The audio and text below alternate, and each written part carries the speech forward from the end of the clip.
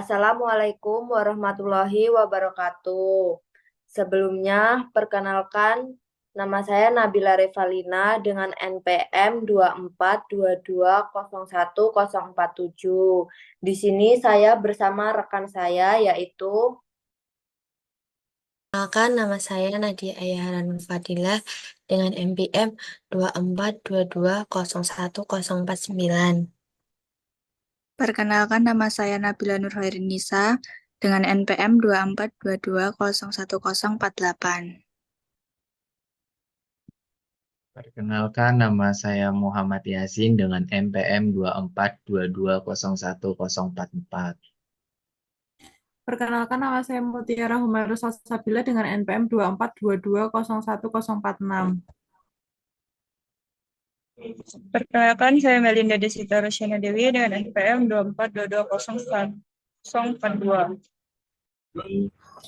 Perkenalkan, nama saya Muhammad Rizal Rafiquddin dengan NPM 24220143. Perkenalkan, nama saya Mutia Nur Asifa dengan nomor NPM 2422010045. Perkenalkan, nama saya Natalin Desti dengan nomor NPM 2422010151.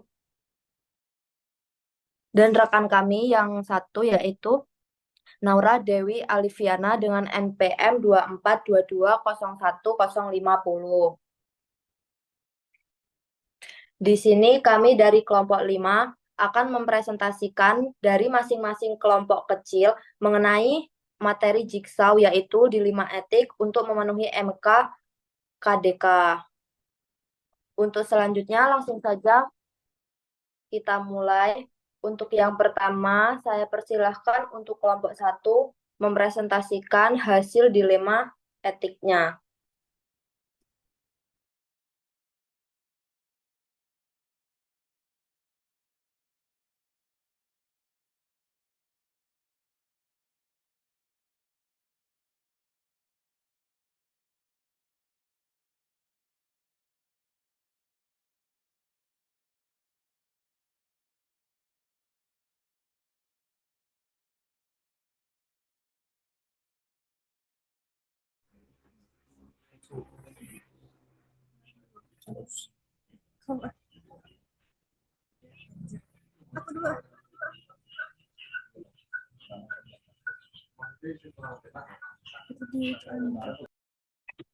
Baik, terima kasih atas waktu yang diberikan. Perkenalkan, kami dari kelompok pertama dengan beranggotakan saya Melinda Rosyana Dewi dengan NPM 2422010042 dan rekan saya Muhammad Rizal Alifin dengan NPM 2422010043 akan mempresentasikan hasil diskusi kami mengenai dilema etik autonomi.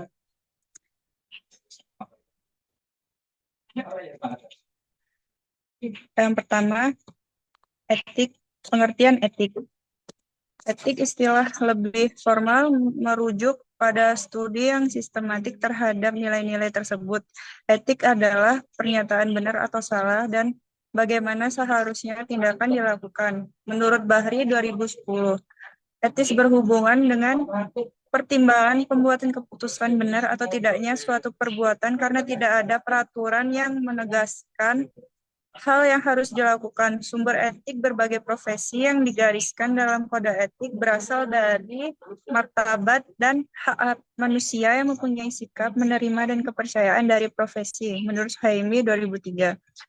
Pengertian otomi atau autonomi. Prinsip otonomi didasarkan pada keyakinan bahwa individu mampu berpikir logis dan mampu membuat keputusan sendiri. Praktik profesional merefleksikan otonomi saat perawat menghargai hak-hak klien dalam membuat keputusan tentang perawatan dirinya. Perawat harus menghargai harkat dan martabat manusia sebagai individu yang dapat memutuskan hal yang terbaik bagi dirinya. Menurut Suhaimi 2003. Baik, langsung saja ke studi kasus autonomi. Kasus Ibu Siti, seorang pasien berusia 70 tahun dengan kanker stadium lanjut, dirawat di rumah sakit. Setelah diskusi dengan tim medis, dokter merekomendasikan perawat paliatif untuk meningkatkan kualitas hidupnya. Namun Ibu Siti menolak perawatan tersebut dan ingin pulang ke rumah meskipun kondisinya memburuk. Baik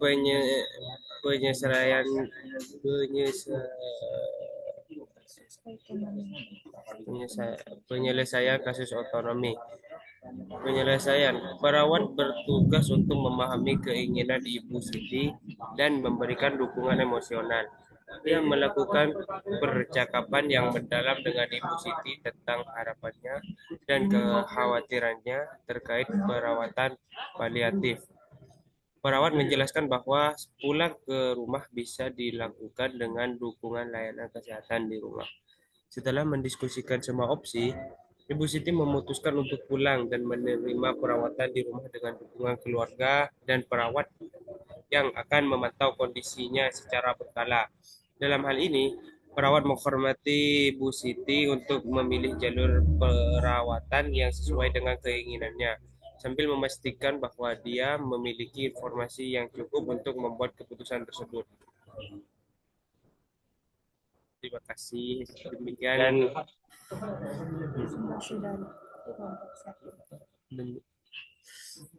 Demikian presentasi dari kami kelompok 1. Terima kasih atas waktunya.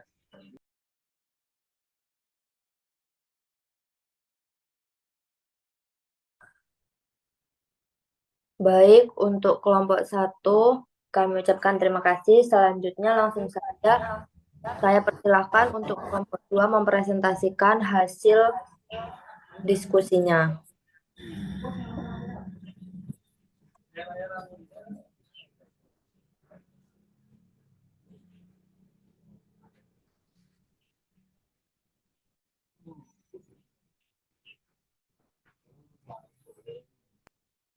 Sebelumnya, perkenalkan, nama saya Mutia Nur Asifa dengan nomor NPM 242201 dan rekan saya Muhammad Yasin. Di sini kami akan mempresentasikan tentang penyelesaian dilema etik veracity.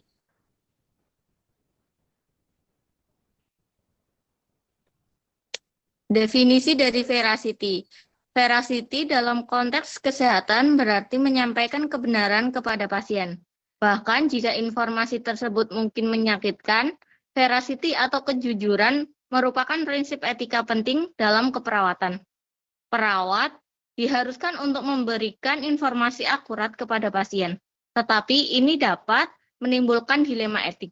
Didefinisikan sebagai pernyataan atau hal yang sebenarnya dan tidak berbohong. Kejujuran merupakan dasar terbinanya hubungan saling percaya. Perawat sering tidak memberitahu kejadian yang sebenarnya pada pasien yang sakit parah. Beberapa hasil riset menyebutkan pada pasien terminal justru keluarga menghendaki informasi yang sebenarnya tentang keadaan anggota keluarganya yang sakit.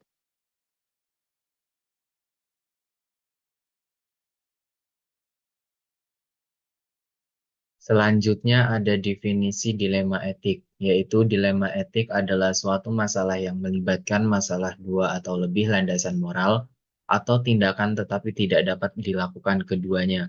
Dilema etik dalam keperawatan merupakan suatu tindakan yang harus diputuskan oleh perawat dalam menangani kasus pasien dengan tidak mengesampingkan nilai-nilai yang dipegang oleh keluarga.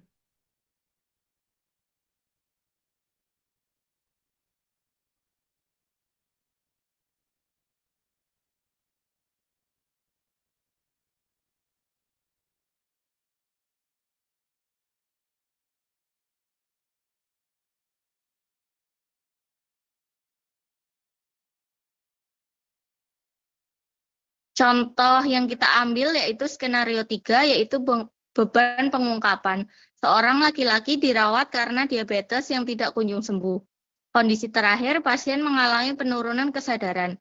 Pasien diketahui menderita HIV/AIDS dan telah meminta untuk merahasiakan penyakitnya kepada keluarganya.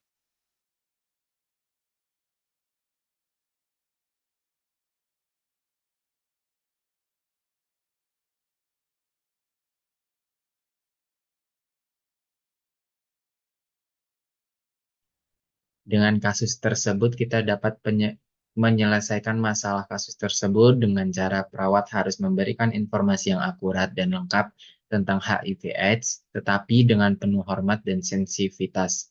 Pasien harus diberikan kesempatan untuk memproses informasi dan membuat keputusan yang tepat mengenai pengobatan dan berbagi informasi kesehatan mereka. Perawat dapat membantu pasien menemukan sumber daya dan dukungan untuk mengatasi stigma dan diskriminasi terkait HIV/AIDS.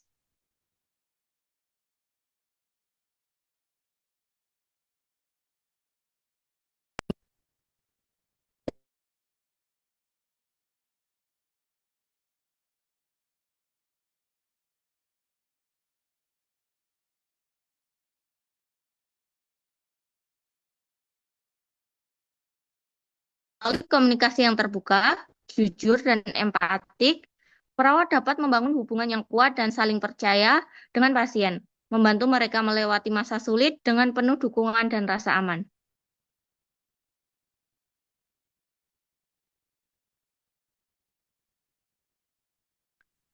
Sekian yang dapat kami sampaikan. Terima kasih, semoga videonya dapat bermanfaat.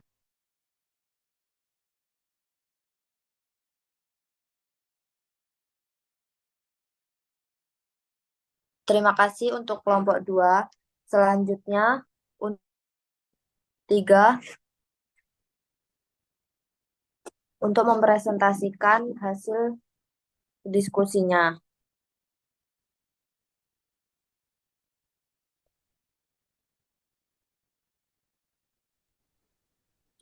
Baik, Sebelumnya, Assalamualaikum warahmatullahi wabarakatuh. Perkenalkan, nama saya Mutiara Humaira Salsabila dengan NPM 2422010046 dan rekan saya Nabila Revalina dengan NPM 2422010047.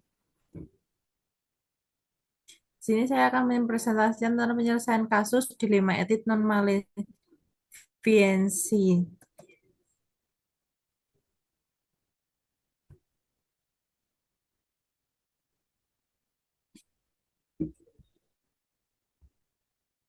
yang pertama ada pengertian non-maleficensi.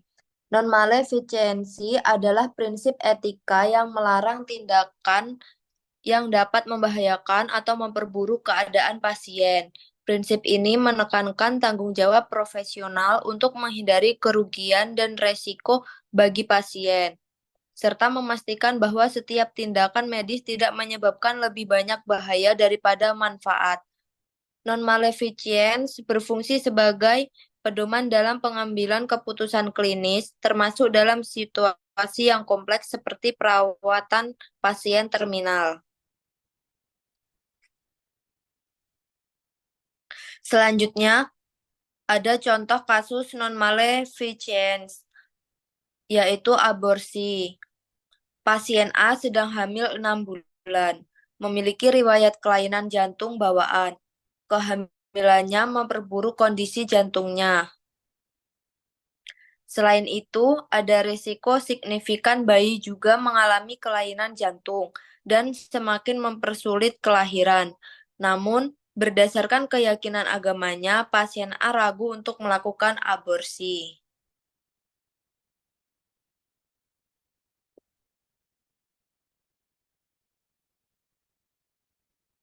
Baik, cara penyelesaiannya, kasus pasien A menciptakan dilema etik yang kompleks dalam non-maleficence, yaitu prinsip untuk tidak menyebabkan bahaya, mengingat pasien A mempunyai riwayat kelainan jantung bawaan dan risiko tinggi bagi ibu dan bayi.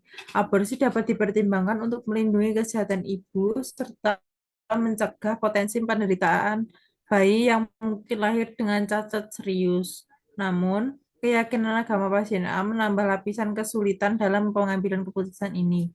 Pendekatan terbaik adalah melibatkan konseling medis dan spiritual untuk membantu pasien A memahami risiko dan pilihan yang ada, sehingga ia dapat membuat keputusan yang sesuai dengan nilai-nilainya dan kesehatan yang optimal.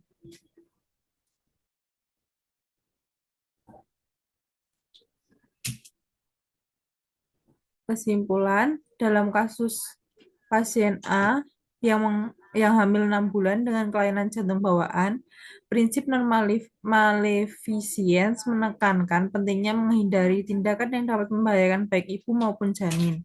Mengingat risiko signifikan terhadap kesehatan ibu dan kemungkinan kelainan jantung pada bayi. Aborsi dapat dianggap sebagai pilihan untuk melindungi kesejahteraan ibu dan mengurangi risiko komplikasi lebih lanjut. Namun, kembali lagi kepada keyakinan agama pasien A yang menjadi pertimbangan etis yang kompleks, sehingga keputusan harus dibuat dengan informasi lengkap dan dukungan medis yang tepat. Berikut referensi yang kita pakai. Baik, sekian dari kelompok saya. Bila ada kurangnya mohon maaf. Wassalamualaikum warahmatullahi wabarakatuh.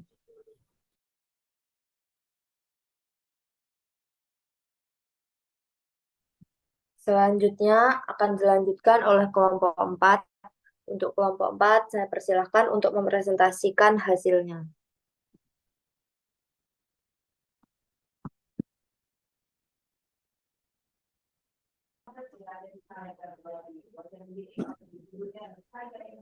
Perkenalkan, nama saya Nabila Nurhairinisa dengan NPM 2422011048 dengan teman saya Nadia Ayahra Nurfadilah dengan NPM 2422011049. Di sini kami akan mempresentasikan penyelesaian tentang justice, dilema etik justice.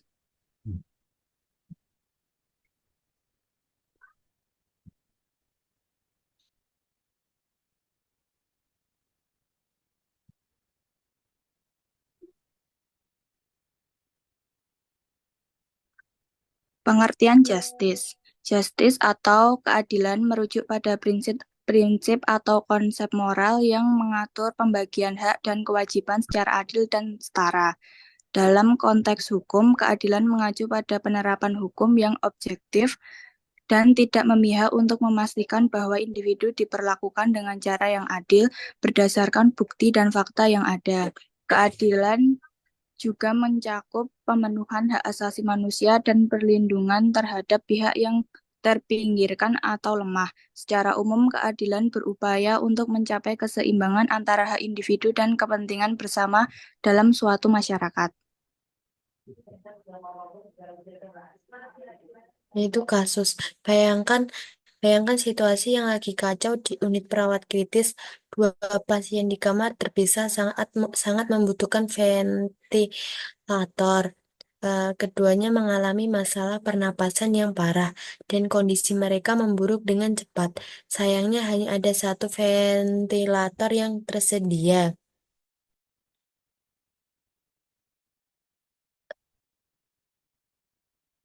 Penyesuaian kasus.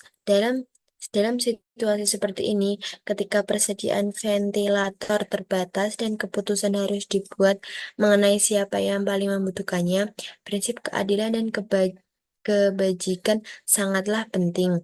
Pengambilan keputusan harus didasarkan pada penilaian medis dan objektif mengenai siapa yang memiliki peluang terbaik untuk bertahan hidup dan harus memprioritaskan komunikasi yang jelas dengan keluarga pasien.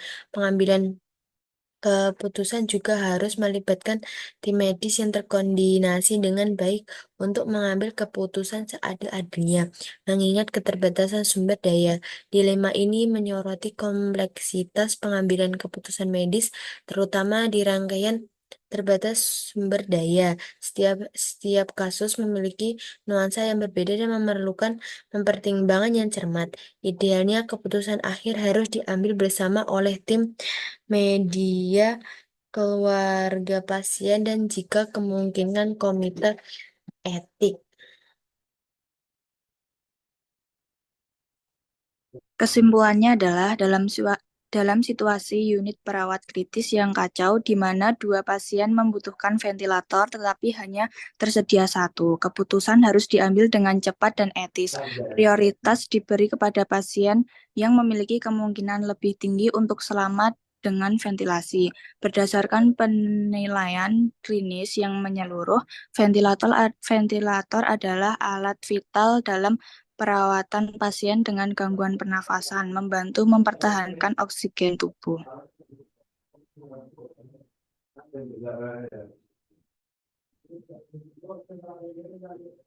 Dalam keputusan ini, pertimbangan harus mencakup prognosis, respon terhadap terapi, dan kebutuhan masing-masing pasien.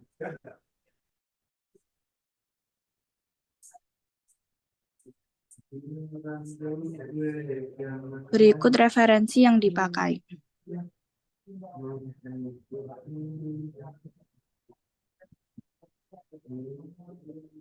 Sekian dari presentasi kami, kurang lebihnya mohon maaf. Wassalamualaikum warahmatullahi wabarakatuh.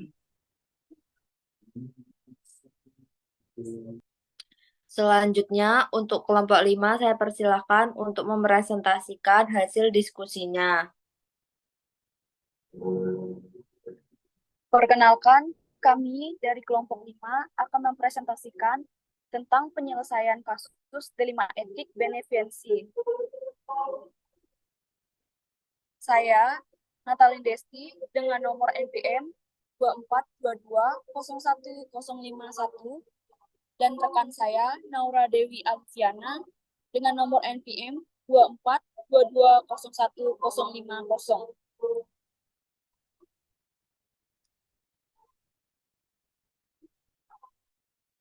Pengertian dari benefiensi. Benefiensi berarti hanya melakukan suatu yang baik. Kebaikan memerlukan pencegahan dari kesalahan atau kejahatan, penghapusan kesalahan atau kejahatan, dan peningkatan kebaikan oleh diri dan orang lain.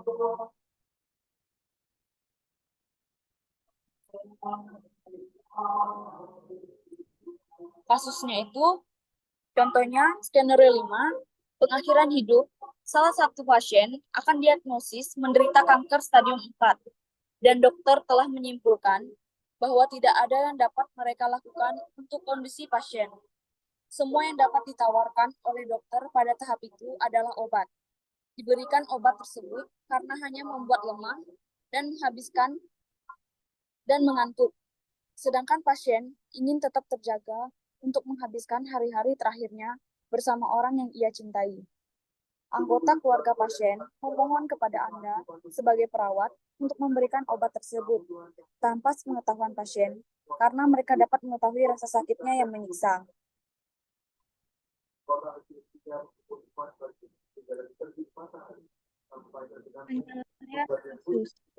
Kasus ini, benefience mengharuskan perawat untuk bertindak demi kebaikan pasien, meskipun keluarga pasien meminta obat yang dapat mengurangi rasa sakit tanpa pengetahuan pasien.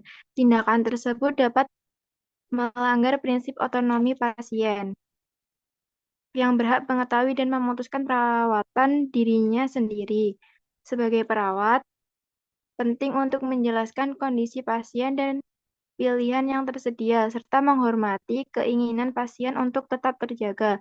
Memfasilitasi komunikasi antara pasien dan keluarga juga dapat membantu menemukan solusi yang lebih etis dan sesuai dengan kebutuhan semua pihak. Kesimpulan, beneficien dalam kasus pasien kanker stadium 4 menekankan pentingnya menghormati otonomi pasien, memprioritaskan kenyamanan dan waktu bersama keluarga, serta menggunakan metode pengelolaan nyeri yang efektif tanpa mengorbankan keinginan pasien.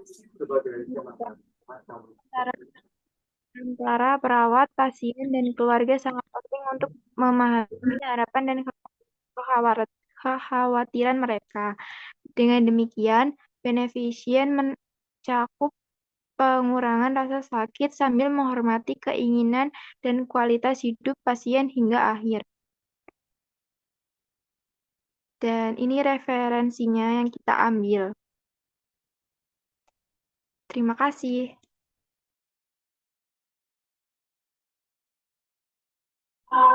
Selanjutnya kami kembalikan kepada moderator. Baik, terima kasih kepada kelompok 5 atas presentasinya. Selanjutnya, itulah tadi hasil presentasi dari kelompok 5 yang telah dibentuk menjadi kelompok kecil yang beranggotakan 2 di setiap masing-masing kelompoknya. Untuk selanjutnya, akan saya tutup mengenai presentasi tentang dilema etik. Baiklah, langsung saja saya tutup untuk presentasi hari ini. Saya ucapkan terima kasih kepada rekan-rekan semuanya. Apabila ada salah ucap kata dalam penyampaian saya sebagai moderator, saya meminta maaf. Saya akhiri. Wassalamualaikum warahmatullahi wabarakatuh. Terima kasih. Waalaikumsalam warahmatullahi wabarakatuh. Waalaikumsalam warahmatullahi wabarakatuh.